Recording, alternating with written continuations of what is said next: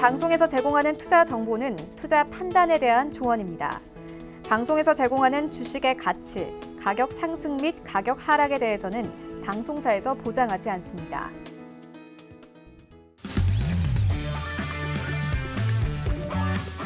안녕하세요. 해외 선물 신세계 리턴즈의 신경민입니다.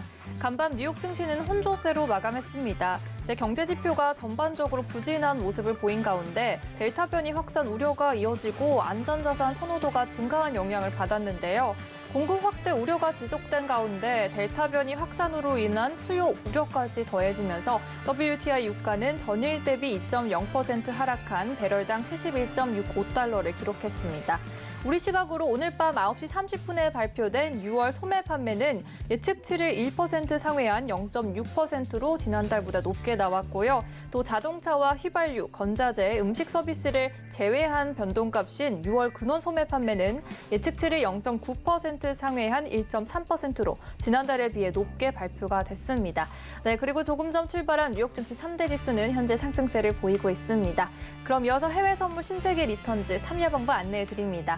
전화번호 02-3153-2611, 2612번 그리고 샵 0082로 참여 신청 보내주시면 되고요. 유튜브도 활짝 열려 있습니다. 서울경제TV 검색하셔서요. 실시간 채팅까지 함께 하실 수 있습니다.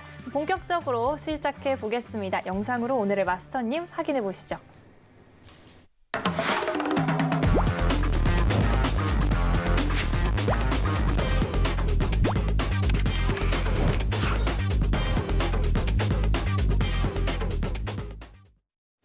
네, 금요일은 골드더치 마스터님과 함께합니다. 마스터님 안녕하세요. 네, 안녕하세요. 네, 시청자분께 인사 부탁드립니다. 네, 안녕하세요. 반갑습니다. 골드더치입니다. 자, 이번 한 주도 많은 이슈가 있었던 한 주였습니다. 자, 파월 의장 연설과 오펙 플러스 합의까지 많은 이슈가 있었던 한 주였는데요. 자, 좀 잠시 후에 하나하나 짚어가면서 기술적 분석으로 여러분들하고 같이 한번 풀어보도록 하겠습니다. 감사합니다. 네, 현재 시각 10시 51분 지나가고 있습니다. 그럼 오늘의 이슈부터 살펴보고 오겠습니다. 나스닥은 장기채 금리 하락과 델타 변이 확산이 증시에 부담이 됐습니다. 골드는 안전자산 선호 추세의 상승세를 보였습니다. 5일은 아랍에미리트가 생산 기준 상향 잠정에 합의하면서 공급 증가가 우려되고 있는 상황입니다. 유로 FX는 달러가치 반등에 하락했습니다. 네, 나스닥부터 유로 FX까지 오늘의 이슈 확인해 봤는데요. 그럼 나스닥 관련 외신 살펴보고 오겠습니다. 오늘 제가 들고 온 기사는요, 이런 제목입니다. Fed's Powell concedes anxiety about higher inflation but resists policy shift라는 제목인데요. 연준의 파월이 인플레이션 상승에 대한 우려는 인정했지만 정책에는 변화가 없을 것이다라고 고수를 한 입장을 보인 기사입니다. 이제 파월 의장은 최근 인플레이션이 중앙은행이 추구하는 수준을 불편하게 상회한 것은 맞다라고 말을 이어가면서 경제 전망과 연준의 정책 경로에 대해 올해 초보다는 자신감이 다소 떨어진다고 증언을 하긴 했습니다. 보다 이제 광범위한 물가 압력과 노동력이 약한 반등으로 인해서 연준은 몇 달 전 의원들이 예상했던 것보다 통화 완화 정책을 더 빨리 철회한다는 결론을 내릴 수 있다. 이런 점을 유추해 볼 수는 있겠지만 파월 의장이 이 뒤에 이런 말을 또 했습니다. 이는 경제 재개와 관련한 시스템 내 충격이며 인플레이션을 2%를 크게 웃도는 수준으로 끌어올렸다. 물론 우리는 이러한 수준이 편치 않다라고 하면서 하지만 자산 매입 프로그램을 연준이 축소하기 위해 제시한 기준까지는 아직 멀었다. 이러한 입장을 유지를 했습니다.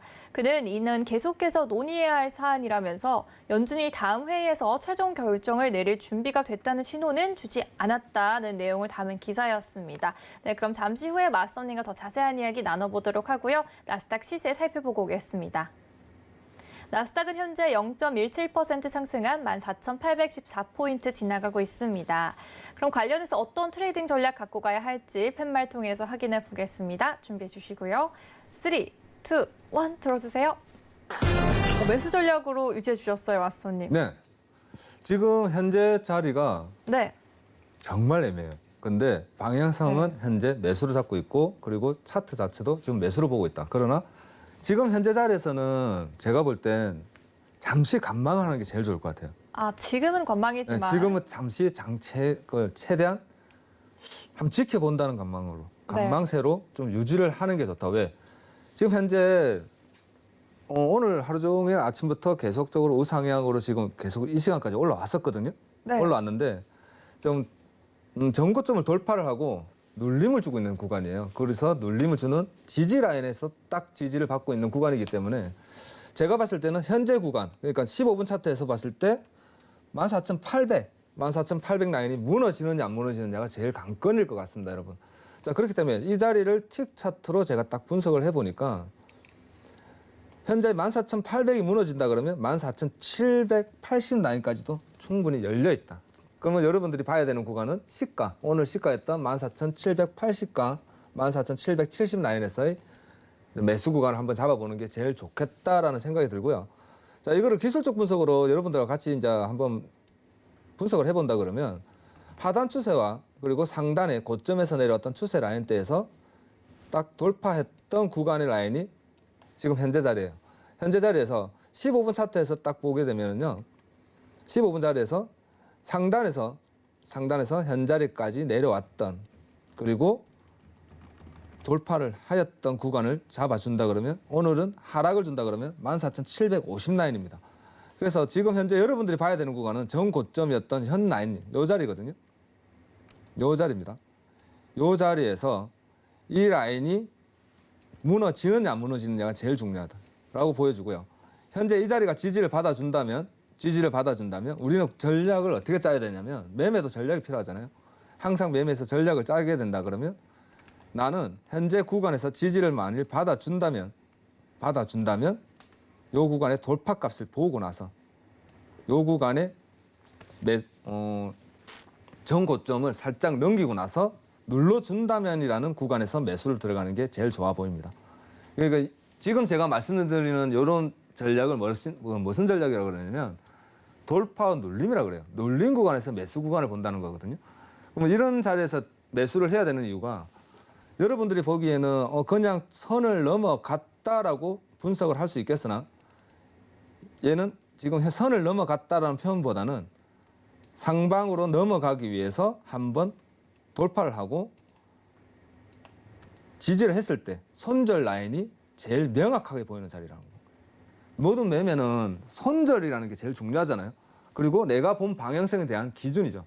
내가 매수를 받다 그러면 현 라인에서 지지받는지를 확인을 한 후에 내려왔다고 바로 잡으면 밀려버리면 바로 쭉 밀려버리지 않습니까? 그러니까 요 구간에서 내려가는 걸 확인하고 올라가는 걸 확인하는 후에 올라간다 그러면 전고를 확인하시고 눌러줬을 때 돌파 구간인 14,815와 그리고 14,810 구간에서 짧은 손절 10포인트 내외 손절값만 딱 주시고 한번 진입해 보시는 걸 제가 오늘 추천드릴게요.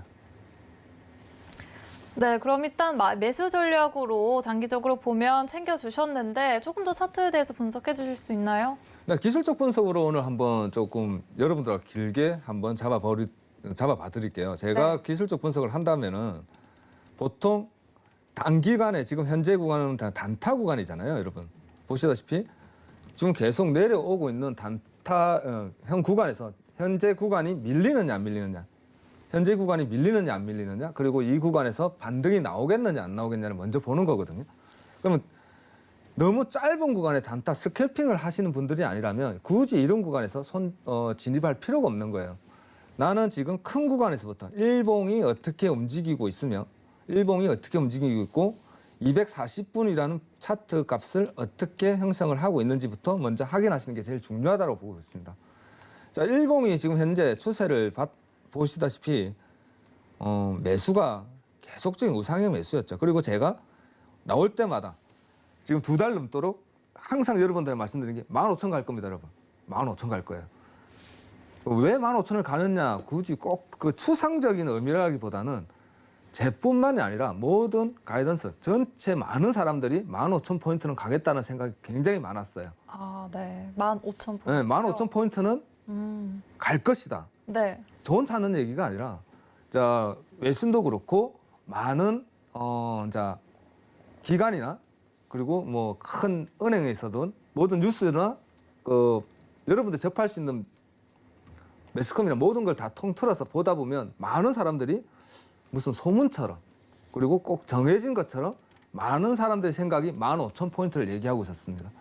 근데 우리는 그래 15,000 가는 건 가는 건데 당장 오늘 가느냐 내일 가느냐가 중요했던 거죠. 이번 주에 가느냐 다음 주에 가느냐. 그래서 제가 여러분 15,000원 갈 것 같아요. 갈 것 같은데 그게 이번 주냐 다음 주냐라는 것을 항상 기억을 하시라. 그러나 추세는 대신 방향은 매수로만 보셔야 됩니다라고 계속적으로 고집을 부렸고 결국 이제 엊그제죠. 네. 14,996포인트를 딱 찍었어요. 그리고 나서 저 강한 저항대를 맞고 오늘까지 계속 빠지고 있는 현 상황에서 추세를 본다 그러면 이제부터는 저는 이제 개인적인 생각으로 일봉상 조정이 나오겠구나. 아, 조정이 네. 이제는 조정이 나오겠고요. 나올 거다라고 보고 있습니다, 여러분.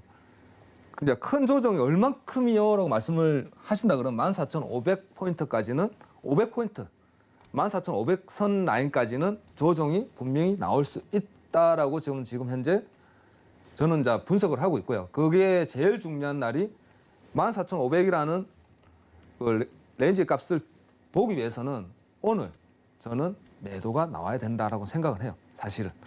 그리고 오늘 일봉상 음봉이 잡혀야 된다고 생각을 하고 있고 그렇기 때문에 제가 오늘 여러분한테 매수라고는 포지션 값을 드린 것은 단기 구간에서 240분에서 지지를 받는다 그러면 그리고 요 구간이죠. 저는 추세선 매매를 하는 사람이기 때문에 항상 이 라인을 좀 중요하게 생각하거든요. 요 라인에서 정고점 라인인 시가 오늘 아까 제가 말씀드렸던 것처럼 시가 라인만 지켜준다면 15분 라인에서 어디냐면은 60분이죠. 60분 차트에서도 마찬가지 정고점이죠, 여러분. 요 캔들 값을 지켜준다면 오늘은 분명히 양봉을 설 수는 있다. 그러나 오늘 양봉을 선다 그러면 다음 주에 여러분도 월요일 날 최대한 조심히 매매를 해야 된다고 생각을 해요. 왜 그렇게 얘기를 하느냐? 방향성이 없다는 거죠. 방향성이 이게 오늘 매수로 갈 것인지 매도로 갈 것인지 우리가 감을 잡기가 힘든 장세가 이어지지 않을까라는 생각을 합니다. 자, 보통 우리가 오전 오후에 미장을 열게 되면 오늘은 음봉이다, 양봉이라는 방향을 분명히 명확하게 잡고 가야 되거든요. 네. 차트가 내려가니까 매도구나, 차트가 올라가니까 매수구나가 아니라 큰 방향에서 오늘은 큰 방향은 위로 간다, 큰 방향은 내려간다라는 걸 먼저 우리는 기준을 잡아야 되는 거죠. 기준을 잡기 위해서는 이제 이렇게 일봉을 확인하고 일봉에서 지금 현재 음봉으로 빠지고 있습니다, 여러분. 음봉으로 빠지고 있고요. 그리고 분차트에서 지금 현재 240분이 음봉을 계속 잡고 있다. 그리고 시가 기준을 라인을 보고 있다는 거죠.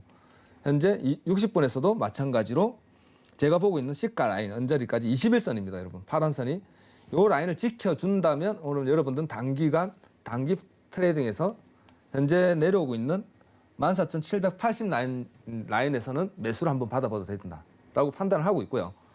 만일에 여러분이 봤을 때 14,780 라인이 무너진다면 기술적 분석이죠. 기술적 분석에서 이 라인이 무너진다면 오늘은 일단은 간망 후에 매도로 전환을 하셔야 된다라고 보고 있습니다. 자, 그렇게 본다 그러면 제가 아까 설명드린 대로 매수를 보려 그러면 어떤 조건을 봐야 되겠어요? 최소한 빨간 선을 위로 올라왔을 때입니다, 여러분. 그 전에는 우리는 780 라인에 돌파했던 전 파동에서 돌파했던 요 구간이 지켜줘야 된다는 조건을 가져야 되고요. 그리고 올라간다면 요 모양대로 여러분들이 모양이 나온다면 그때 가서 최소한의 손절값으로 매수를 한번 받아보는 걸 권해드리도록 하겠습니다. 감사합니다. 네, 오늘도 14,780포인트 지지 확인 후 매수하라고 요약을 해주셨는데요. 그럼 이제 저희 나아가서 조금 더 시장 얘기에는 어떤 게 있을지 궁금합니다, 마수님. 자, 오늘 시장은 자, 이번 달에 여러분들이 많이 매일 이슈가 큰 게 많았어요. CPI 지수부터 CPI 지수가 서프라이즈로 나왔죠. 서프라이즈로 나왔고 그리고 연속해서 파월 의장이 이틀 동안 상하원 연설을 하였고요. 그리고 오펙에서 합의를 이뤘다까지 많은 이슈가 있었습니다. 그래서 차트가 많은 혼조를 띄었어요, 여러분. 그렇기 때문에 오늘은 CPI 지수부터 파월 의장 연설까지 제가 조금만 말씀을 드린다 그러면 이번 6월달 CPI 지수가 서프라이즈였죠. 네. 다들 깜짝 놀랐어요. 이게 많이 높게 나왔던 것 근데 같은데요. 제가 저번 달에 기억나실 거예요. 저번 달에 5.0% 나왔을 때 네. 제가 그날은 빠져야 된다고 그랬어요. 빠져야 된다고 PPT까지 여러분들한테 하방에 대한 준비를 다 해왔단 말이에요. 근데 CPI 지수 발표도 서프라이즈지만 차트 역시도 그날 시장은 상방으로 굉장히 급상승을 주었단 말이에요. 그래서 6월 달에는 분명히 전달보다 상회를 할 것이고 상회를 한다 그러면 지수 역시 하락을 줄 것이라고 생각을 했어요. 근데 여러분들 알다시피 많은 하락폭을 주고 그걸 다시 다 회복을 하는 시장의 방향성을 봤는데 이번 달도 모든 사람들이 CPI 지수가 높게 나와도 크게 놀라지 않은 것은 처음에 잠시 깜짝 놀라고 말아버린 거는 가만히 따지고 보니까 이달 역시 뭐가 제일 영향을 많이 미쳤냐 보니까 중고차였던 거죠. 중고차. 맞습니다. 중고차가 거의 한 30% 정도를 다 차지하고 있단 말이에요. 여러분들 나중에 도표를 보여드릴 건데 퍼센트가 그래도 꽤 돼요. 그렇죠? 엄청난 거죠. 네. 그러니까 저는 개인적으로 그런 생각을 해요. 중고차가 그러니까 YOY 전년 대비 45% 정도 올라간 거거든요. 아, 그만큼 수치가 크게 올라간 거예요. 전년 대비 네. 따지면 한 45% 급등을 했답니다. 그러면 네. 저 짧은 생각에 그럴 거면 새 차 사지 중고차 왜 사냐고. 그렇지 않나요? 저는 그 생각을 했거든요. 네. 그러면 새 차를 사지 그렇게 크게 급등하고 어차피 이제 중고차 가격이 올라가는 이유는 다들 알잖아요. 네. 반도체 수급 문제 때문인데 다들 알고 있는 그 문제 한두 달, 두세 달 지나고 나면 이제 완화될 거라고 앞으로 한 석 달 정도 예상하고 있거든요. 시장에서는. 아, 한 석 달 정도 지나고 나면 네. 많은 많은 공급이 풀릴 것이다라고 예상을 하고 있는데 네. 그래도 중고차를 그렇게 사는 거 보면 우리하고 좀 생각이 많이 달라요. 많이 다른데 하여튼 6월 물가 급등 주범도 중고차였고요. 그리고 보시다시피 공급망 차질이죠. 그리고 CPI가 이번에도 높게 전년 대비 YOY죠. YOY 전년 대비 올해 또 좀 더 서프라이즈 나오는 거는 물론 이제 기저 효과도 분명히 있죠. 왜냐하면 작년 딱 이맘때가 최하였습니다, 여러분. 최하. 오일 가격도 5월달 생각해 보시면 폭락 나와서 0% 갔던 게 5월달이었죠. 제 기억에 5월달이었던 것 같습니다. 왜냐하면 제가 그 당시에 오일 매매를 저도 했거든요.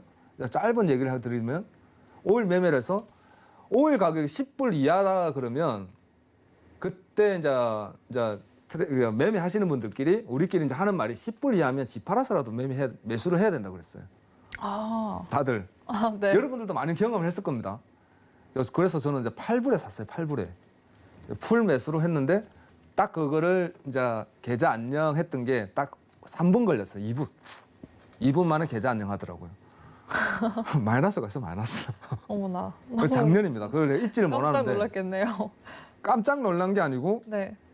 차트가 딱 멈췄죠. 멈추고 나니까 계좌 네. 안녕이었는데 저뿐만 아니라 그 당시에 많은 분들이 울었어요. 아, 정말로 이제 마이너스 유가 32불까지 가는 거를 그걸 기록으로 찍어 놓으신 분들 아직도 계시거든요. 네. 좀 충격이었죠. 충격이었죠, 충격. 네. 근데 그거를 다시 또 10불까지 끌어올리는데 몇 분 안 걸렸다는 거죠. 8불까지 다시 끌어올리는데 셧다운되고 다시 장 개장 이후에 바로 급등이 나왔으니까 많은 분들이 울었죠. 근데 그 당시 기저효과를 따져본다면 지금 현재 5%대는 저는 그렇게 생각해요. 어쩌면 당연한 거 아닌가.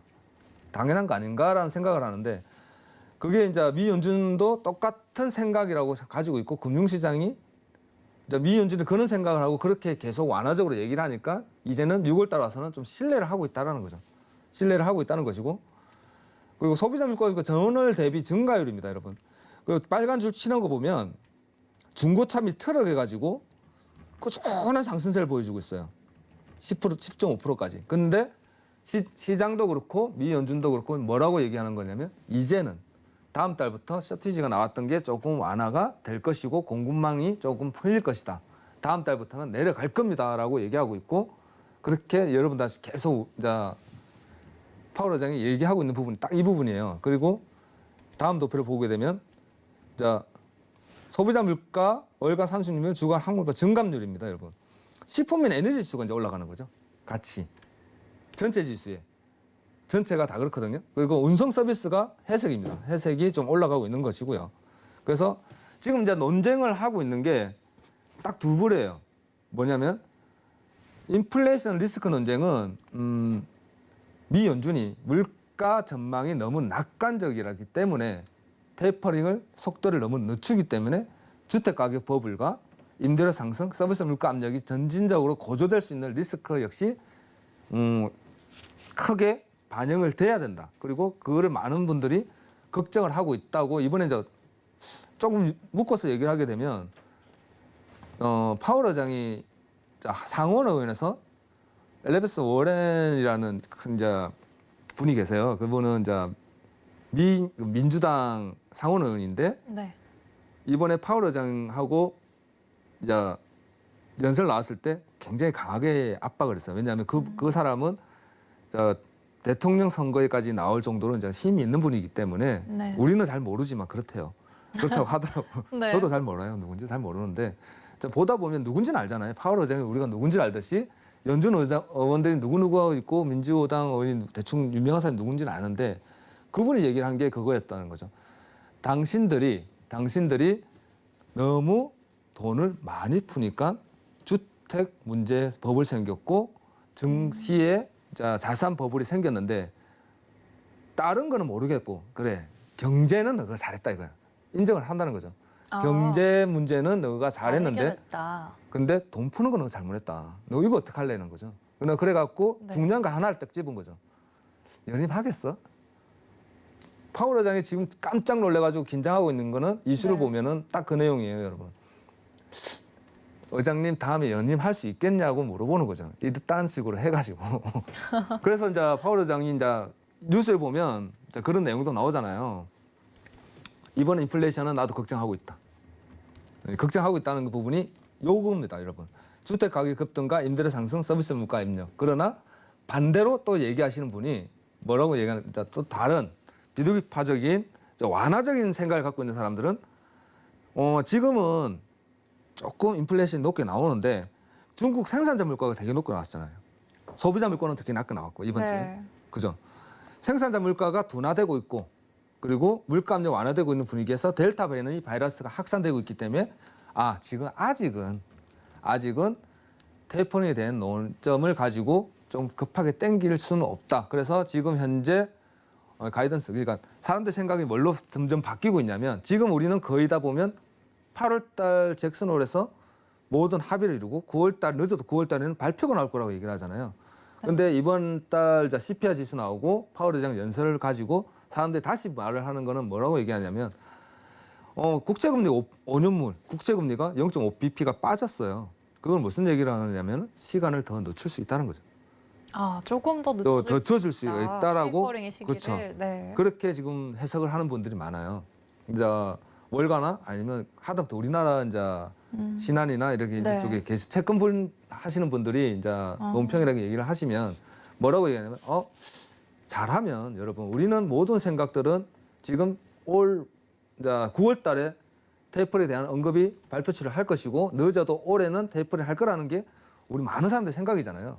다들 그렇게 생각을 가지고 있는데 약간 늦어질 수 있다. 그렇다면 테이퍼링이 늦어진다는 것은 금리 인상 또한 늦어지는 것이기 때문에 조금 더 딜레이가 될 수 있다라고 얘기하고 있는 부분이 그런 분들이 주장하는 게 지금 현재 이거예요. 중국 생산자 물가도 둔화되고 있고 중고차 지금 현재 반도체 수급 문제도 조금 있으면 풀릴 것이고 그렇다면 CPI 지수는 낮아질 거라는 거죠. 낮아질 거기 때문에 너무 성급하게 급하게 생각하지 말자라고 요즘 이제 다시 조금 생각이 바뀌고 있다. 그 정도는 이제만 여러분들이 조금 이해를 하셔도 시장 읽어가는데 조금 도움이 되지 않을까라고 생각하고 있습니다. 네. 여기까지입니다. 네. 또 왓서님께서 앞서 또 중고차에 관해서도 말씀해 주셨잖아요. 네. 근데 필라델피아 반도체 지수가 좋지 않게 나오고 있어요. 그럼 당분간 이제 새로운 자동차 수급이 원만하지 않다 이런 얘기가 될까요? 당장이라고는 건 아니잖아요. 네. 이번 달부터 여러분 좋아집니다가 아니잖아요. 네. 점차 석 달 동안 좋아질 겁니다라는 전망이죠. 그게 반도체 수급 문제가 하루아침에 되는 건 아니에요. 왜냐하면 공급망이 반도체 공장을 하나 짓는데 네. 오늘 보통 여러분들 쉽게 생각하시면 돼요. 중국 같은 경우 아파트 하나 짓는데 일주일 만에 짓고 하죠. 그렇게 할 수 있는 게 아니잖아요. 그렇죠. 보통 1년 이상 2년 걸립니다. 공장 하나 짓는 데만. 네. 근데 가이드 라인은 조금 돌릴 수 있다는 거죠. 또 어. 집중적으로 만들 수 있고 그렇기 때문에 반도체 수급 문제는 점차적으로 완화될 것이다라고 하는 게 이제 지금 현재 전망이기 때문에 그러면 반도체가 조금 이거 쉽게 생각하면 반도체도 여러 종류잖아요. 여러 네. 종류가 있는데 그 부분에서 이제 차량용 반도체만 만드는 공장은 그렇게 많지가 않아요. 우리나라 삼성도 그렇지는 않거든요. 만들지 않는다잖아요. 네. 그렇기 때문에 조금 수급이 부족한데 지금 현재 투자가 많이 들어가 있고 그래서 네. 어마어마하게 투자가 들어가 있죠. 그리고 바이든 대통령이 제일 먼저 당선되고 꺼내 들고 나온 게 뭔지 아세요? 기억나실 건데. 포토존에서 네. 바이든 대통령이 회의를 할 때 첫 회의가 요만한 반도체 하나 들고 나왔던 거예요. 아, 네. 기억나죠? 다들 기억을 하실 거예요. 아, 올해는 뭐니 해도 반도체다. 그러면서 제가 이런 말하면 조금 논점을 벗어나는 건데 쉽게 생각하면 증시하시는 분들이 네. 올 초에 카카오냐 삼성이냐를 봤단 말이에요. 카카오에다 투자를 해야 되나? 삼성에다 투자를 네이버에 해야 되나? 우리 해외 선물이라 제가 증시 얘기는 잘 안 하는데 네. 사람들이 바이든 대통령이 반도체 하나 딱 들고 나오는 요 사진 하나 보고 어디로 갔다? 삼성에다가 탁 들어갔더니 네. 지금 다들 하는 말 그 말이죠. 삼성에 투자를 했더니 이건 채권이야 뭐야. 많이 그렇게 하잖아요. 그죠? 그쵸. 카카오하고 네이버는 알다시피 나는 가만히 앉아 있는데 네. 손해를 보고 있는 거고 저는 그냥 아무것도 안 했어요. 우리는 아무것도 안 했잖아요. 근데 네. 그쪽에 투자하셨던 분들 생각하면 그리고 뭐 집을 조금 이제 부동산 투자하시는 분들 보면 가만히 앉아서 우리는 마이너스가 되는 상황이고 삼성에 투자하시는 분들도 많이 좀 쏘가리를 하고 있죠. 뭐 계속 안 움직이니까. 자, 그렇듯이 올해는 반도체 수급 쪽으로 많이 사람들이 넘어갔는데 그렇지는 않다. 왜냐하면 공장 증설부터가 하루 이틀 걸리는 문제가 아니다. 반도체 만드는데도 시간, 기계 있잖아요. 네. 스위스에 기계를 사와야 되잖아요. 그 부분도 굉장히 오래 걸립니다. 그렇기 때문에 당장은 아닌데 지금 생각하고 말하는 거는 석 달 안에 완화될 거라는 거예요. 그러면 중고차 가격이 떨어질 거라는 거죠. 그리고 중요한 것은 우리들도 알다시피 델타가 나오기 전에 백신을 맞으면서 미국에서 뭘 준비했냐면 놀러 가야 되잖아요. 그렇죠. 그러면서 수급이 좀 많았다는 거죠. 우리나라도 원래는 여름 되면 수급이 굉장히 많습니다. 네. 중고차 시장 수급이 되게 많아요. 중고차 가격이 올라갑니다. 8월 달에 사실은. 네. 여러분들 잘 몰라서 그런데 7월 달 팔 때는 중고차 시장의 시장 가격이 좀 올라가요. 9월 달부터 떨어져요. 추석 지나면. 우리나라도 그래요. 여름 시즌에 이렇게 시즌에 올라가는 올라가고 거군요. 우리나라는 옛날에 이제 뭐 서울로 많이 넘어가잖아요. 그러면은 네. 추석 명절에 고향 내려가기 위해서 중고차 사러 왔단 말이에요. 옛날에는 그게 좀 그런 문화가 있어서 지금은 이제 얘를 못 하는데 그렇기 때문에 올라갔었어요. 네. 그런 문제로 해서 좀 올라갔던 게 여름 지나고 이제 8월 달 지나면 떨어질 거라는 거죠. 그러면서 CPI 지수도 같이 떨어질 것이고 그러면서 이제 반도체 수급 문제도 조금 완화될 것이다. 왜냐하면 중심을 그쪽으로 좀 쏟고 있기 때문에 자, 그런 내용의 이제 이슈가 있기 때문에 필라델피아 반도체 지수는 물론 좋게 나올 수는 없겠죠 아직은. 근데 다음 달 한 번 더 지켜본다는 것이고 네. 미 연준에서도 지금 이제 딱 결론은 그거잖아요. 미 연준에서 하는 말이 일단 다음 달 지켜봅시다. 아, 나도 심각하게 생각하고 있다. 나도 지금 솔직히 말하면 우리도 네. 지금 거기에 대해서 뭐 이런 서프라이즈인데 한 달 더 네, 지켜볼 인정을 거다. 했죠. 네. 고용률 다음 달 고용률 지켜볼 것이고 다음 달 CPI 지수가 어떻게 나오는지 한 번 더 지켜봅시다 하고 이제 물러난 거란 말이에요. 말을. 네. 그래서 우리도 다음 달에 7월 달 24일, 20일 정도 되면 아마 FOMC 회의가 있을 거예요. 이번 달이죠. 네. 20일경 되면 FOMC 회의에서 회의록이 이제 또 공개되면서 8월 잭슨홀에서 어떤 얘기가 나올 건지 우리가 또 이제 유출을 해봐야 되는 부분이고 그렇기 때문에 현재로서는 뭐 크게 지금 현재 기류가 바뀌지는 않을 것이다라고 우리는 생각하면 맞을 것 같습니다. 아, 그러면 또 다음 달 CPI도 중고차 가격 때문에 조금 높게 나올 수 있는 부분이 있나요? 솔직히 그걸 알 수가 있을까요? 그걸 알면 파월 의장이 어저께 연설에서 그렇게 많이 뽑히진 않았겠죠. 우리끼리 표현하는 달달 뽑혔잖아요. 다들 네. 달달 뽑혔다 그래요. 왜냐하면 하원 상원이었잖아요. 네. 하원 연설은 하원 의원들은 그 돈을 풀 때 쉽게 표현하자면 돈을 풀 때 이제 그 푸는 거에 대한 뭐 행사를 할 수 있지만 상원 의원들은 틀려요. 연임부터 해서 네. 힘이 더 세잖아요. 연임부터 해서 모든 채권을 이제 모든 정책에 대한 도장을 찍는 사람이다라고 생각하면 되는데 네. 자 그런 사람들한테 달달달 뽑힌 이유가 파월 의장이 이제 곧 임기가 끝나요. 그잖아요. 얼마 안 남았기 때문에 그런 상황에서 말을 못 하는 거죠. 일단은 어떻게 해결을 해봐라라고 이제 얘기하고 있는데 네. 제 생각은 그래요. 다음 달 파월 의장도 뭐 다음 달 나쁘게 나올 거다, 좀 떨어질 거다라고 알았으면 덜 뽑겠듯이 다음 달이 조금 덜 나온다, 덜 나온다는 알 수는 없다. 그러나 지금 현재 이제 7월 달이잖아요. 어째 보면 좀 더 나올 수도 있습니다, 사실은. 그렇잖아요. 다음 달에 조금 더 높게 나올 수도 있고 조금 덜 낮게 나올 수도 있는데 YOY는 작년 대비잖아요. 작년 7월이면 네. 다시 좀 상승세로 탁 올라갔거든요. 중국은 이제 어느 정도 이제 완만하게 다시 넘어가는 과정이었고 그렇기 때문에 기저 효과를 봤을 때는 조금 떨어지지 않을까. 중고차 가격은 유지될 것 같고 그러나 조금 떨어질 가능성도 크대요. 다들 전망치는 다음 달은 좀 떨어질 것이다라고 전망을 하고 있고 네. 제 생각도 그래요. 제 생각도 다음 달에는 조금 낮게 나오지 않겠느냐. 기저 효과라는 건 작년 대비잖아요. 그렇죠. MOM은 저번 달 대비고 네. 저번 달 대비가 아닌 작년 대비 5.4% 서프라이즈라고 얘기하는 거기 때문에 아까 제가 뭐 보여드렸다시피 작년 대비 중고차 가격이 그렇게 세지 않았거든요. 네. 중고차 가격이 올해 지금 세다는 것은 기저 효과를 분명히 받치고 있다는 것이고 네. 왜냐하면 작년에 수급이 아예 없었어요. 네. 다들 난리 났다 하고 있는데 누가 차를 사러 갔어요. 있는 차도 팔 그렇죠. 상황이에요. 그렇잖아요. 네. 그런 거를 반영을 했을 때 다음 달에는 저는 솔직히 좀 높게 나올 수는 있겠으나 YOY 작년 대비했을 때는 조금 더 낮게 나올 수 있다라고 전망을 하고 있습니다. 감사합니다. 알겠습니다. 네, 저희 그럼 나스닥에 이어서 이번에는 오일로 넘어가 보도록 하겠습니다. 오일 관련 이슈 또 들고 와 봤는데요. 외신 한번 살펴보겠습니다. 오늘 제가 들고 온 기사는요. 네, OPEC sees tight oil market through end 2021, solid demand growth for 2022라는 제목이었습니다. 이제 OPEC은 2021년 말까지 원유 시장의 공급이 원활하진 않겠지만 이제 2022년 수요는 꾸준히 증가할 것으로 내다보고 있다. 이런 제목이었는데요. 여기서 또 궁금하실 겁니다. 그 이유가 다음에 이제 설명이 될 텐데요. 오펙은 2021년 하반기에도 강력한 석유 수요 증가를 예상하고 있는 상태입니다. 지금 세계가 코로나19로부터 회복됨에 따라서 생산국 그리고 동맹국들이 공급을 늘릴 수 있는 근거를 지금 제공하고 있는 상황인데요.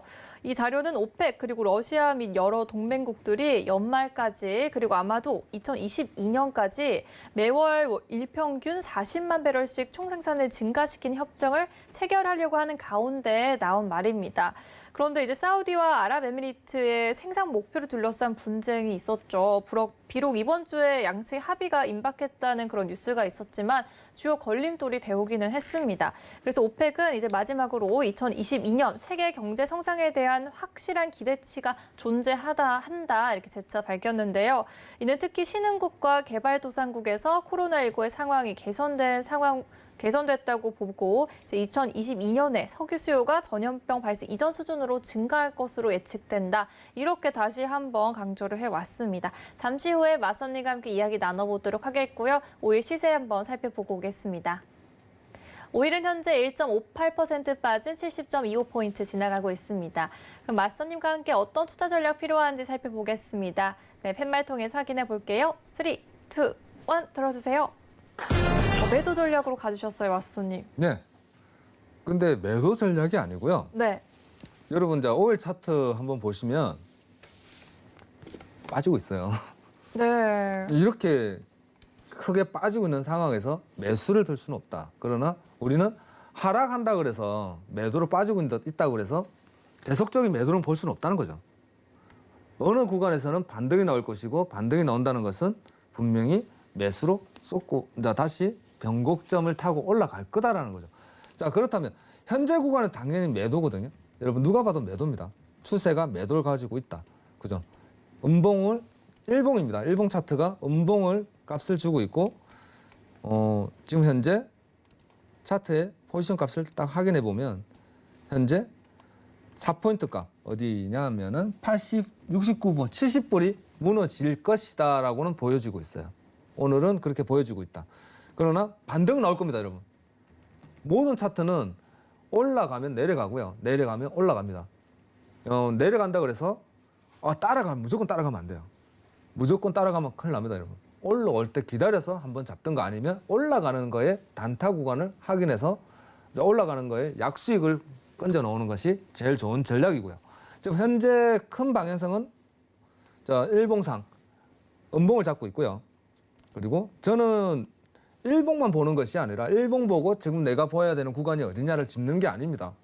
일봉 후에 일봉을 나눠야죠. 캔들 하나를 세분화시키는 240분을 또 확인을 합니다.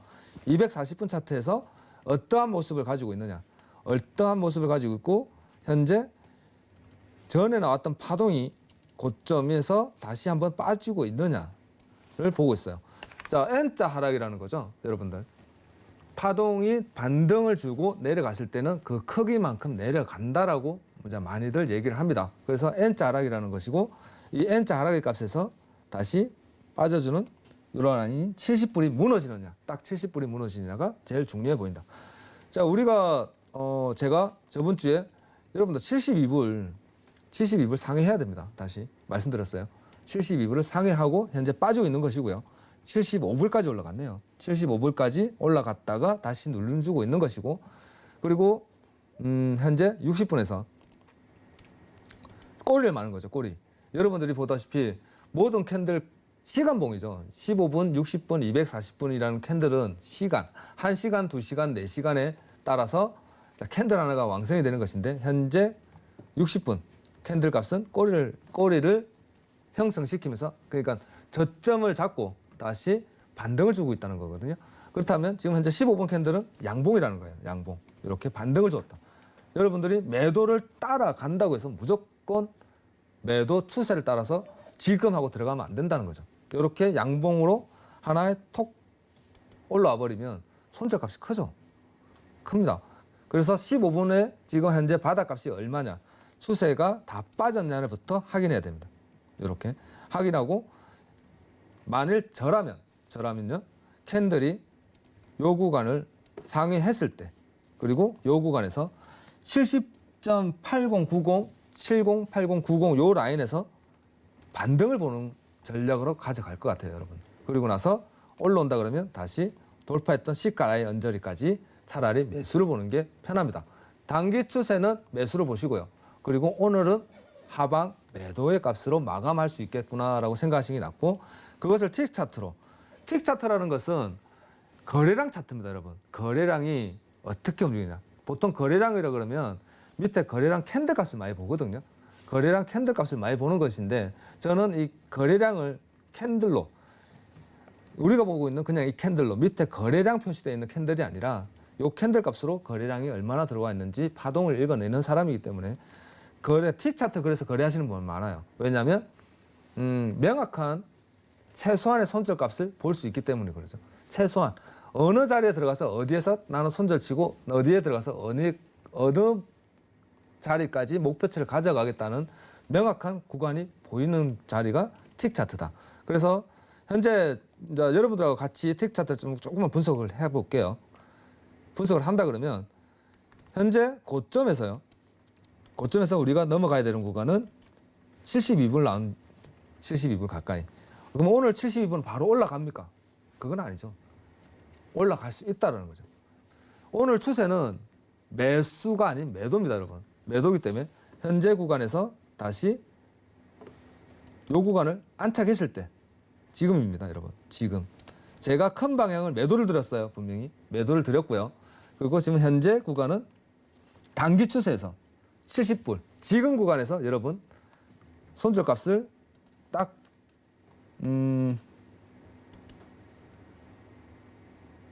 70.75에서 여러분 손절을 가져가신다 그러면 딱 요 밑에입니다. 70.56. 그러니까 한 15틱 정도, 15틱 정도의 손절값을 가지고 지금 들어가는 게 여러분들한테 제일 좋을 것 같다. 자, 그렇다면 네. 그러면 자리값이 정확히 70.50 그리고 하나 더 어떤 자리값을 짚어주실까요? 제가 본다 그러면요. 네. 70.7770까지 기다려 보시고요. 손절을 55 이하는 손절을 하시는 걸로 전략을 가져가시는 게 60이 무너지면 60이 무너지는 55 정도의 손절값을 가지고 지금 한번 매수를 들어가 보는 것도 괜찮을 것 같다라는 생각이고 조금 더 나는 조심히 매매를 하겠다 그러면 여러분들 요 빨간 추세 있죠.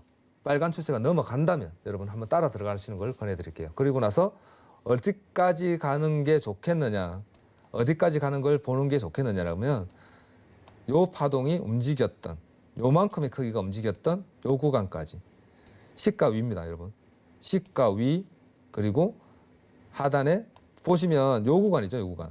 짧게는 71불이고요. 높게는 71.74불, 71.715. 그리고 그 위를 상회한다 그러면 최장 71.70까지의 상승값은 가져가 보는 걸로 전략을 짜시고 한번 도전해 보시는 걸 제가 권해드릴게요. 네, 감사합니다. 그러면 매도로 들어가게 된다면 정확한 자리값 한 번만 더 말씀해 주시죠. 매도로 들어간다면요. 오늘은 여러분들 매도라고 큰 방향은 매도라고 말씀드리는 게 네. 기준이 뭐냐면요. 요 구간입니다. 요 구간. 여기서 상위에서 내려왔던 요 추세 있잖아요. 요 추세 72불 언저리에 있는 이 추세가 넘어가지 않는다는 전제하에 여러분들 네. 오늘은 그까지는 반등을 보시고요. 그럼 72포인트까지는 네. 매도 전략 짚어주신 거죠? 그러니까 그 위로는 매수, 네. 지금부터는 그리고 네. 저점이 무너지지 않는 제가 짚어드렸던 55불 이하로는 일단은 관망을 하시고요. 왜냐하면 많이 내려왔습니다, 여러분. 이 현재 이렇게 많이 내려온 상황에서 다시 매도를 본다? 그건 아니죠. 올라왔을 때 매도를 바라는 거죠. 올라왔을 때 큰 방향의 매도다. 그렇게 가져가시고 현재 구간에서는 짧은 단타 구간에 매수를 가져가시든가 아니면 관망하시라는 거죠. 그게 제일 좋은 전략이지 않을까. 지금 현재 딱 지금 이 시간에 현재 포인트 값은 제가 만일 진짜 트레이딩을 한다 그러면 지금 자리에서 매수를 한번 짧게 가져가 보겠다라고 말씀드리는 겁니다. 네. 그럼 큰 틀에서는 매도 전략이지만 지금 단타로 들어갈 때는 매수와 관망 이렇게 두 가지로 네네. 같이 살펴보시면서 자리값도 함께 챙겨주셨습니다. 저희 오일 관련해서 또 시장 얘기 좀 들어볼까요, 왓서님? 자, 오일 관련해서 시장을 지금 한번 잡아볼게요. 네. 어떤 이야기가 있을까요? 저희 오펙과 이제 아랍에미리트 조금 진전된 상황이 있었죠. 지금 현재 어제 날짜 겁니다. 7월 15일 날짜에 제가 PPT를 준비해 왔는데요. 네. 보시면 이제 오펙 합의 하자마자 원유가 하락을 했어요. 오펙에서 이제 아랍에미리트와 합의를 했다라는 뉴스가 나오자마자 여러분들도 아시피 76불부터 급락을 주기 시작했다는 거죠.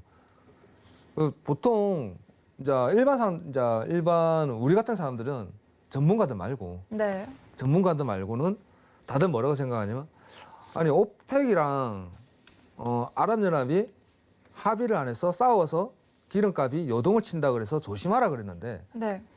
물론 합의를 이룬 건 아닙니다, 여러분. 합의를 했다는 거고 합의는 다음 달 8월 달에 앉아서 마무리를 하겠다는 거예요. 뉴스가. 그런데 합의했다라는 뉴스가 터지자마자 3%가 빠졌어요. 3%가. 그리고 차트 역시도 제가 볼 때 차트도 하락을 줘야 되는 포지션 값을 주고 있었고요. 그런데 왜 합의를 했냐는 거죠. 모르겠고 둘이 합의는 했는데 왜 원유가 떨어졌냐는 거죠. 왜 원유가 떨어졌나? 그러면 증산이라는 거잖아요. 증산이라는 문제를 합의를 봤다는 거거든요. 증산 합의 그러니까 아랍 같은 경우는 우리가 먼저 뭘부터 생각하면 아랍의 현재 시장 상황이 어떠냐를 먼저 봐야 돼요. 왜 싸웠는지를 먼저 알아야 되거든요. 사우디 같은 경우는 여러분도 알다시피 의존도가 원유에 대한 의존도가 사우디나 중동 쪽은 거의 90% 100%잖아요. 네. 우리나라는 수출 의존도가 강하다 그러면 사우디나 중동, 아랍 같은 경우는 원유에 대한 의존도가 너무나도 강한 거죠. 그래서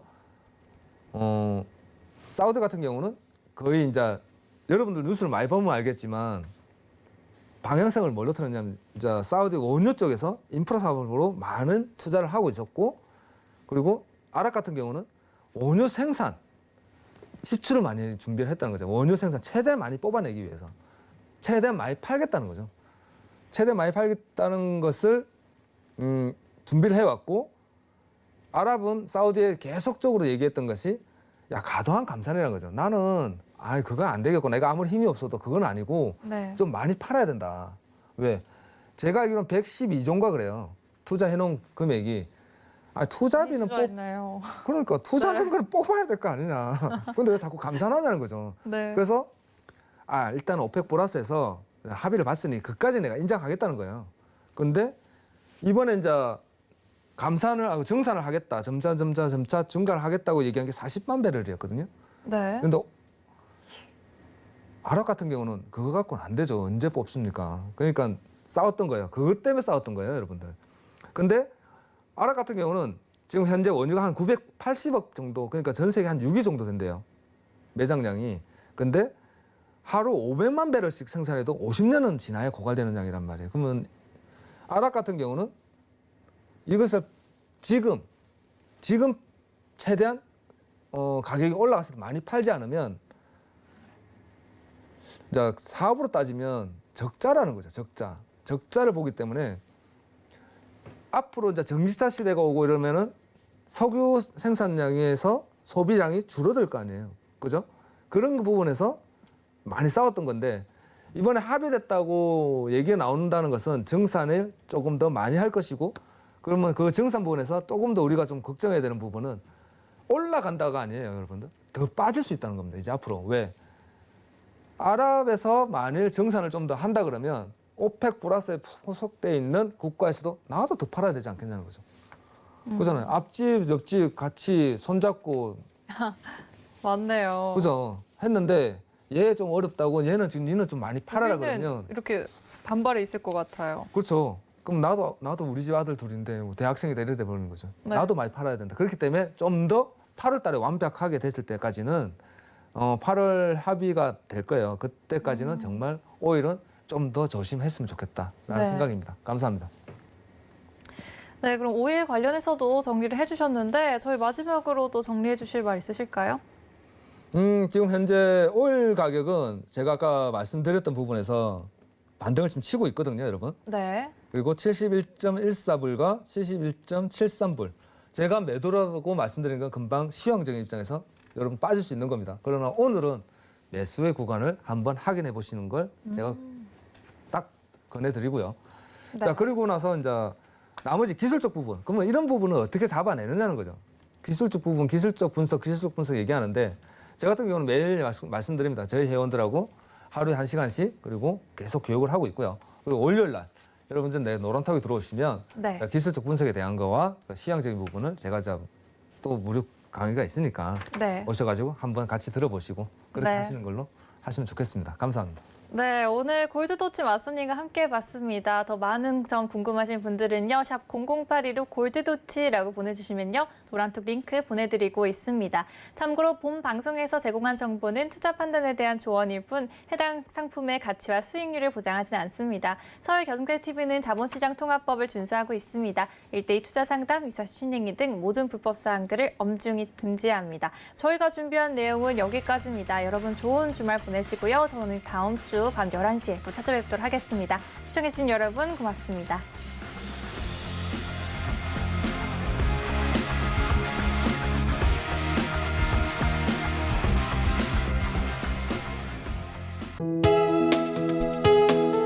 본 방송에서 제공하는 투자 정보는 투자 판단에 대한 조언입니다. 방송에서 제공하는 주식의 가치, 가격 상승 및 가격 하락에 대해서는 방송사에서 보장하지 않습니다.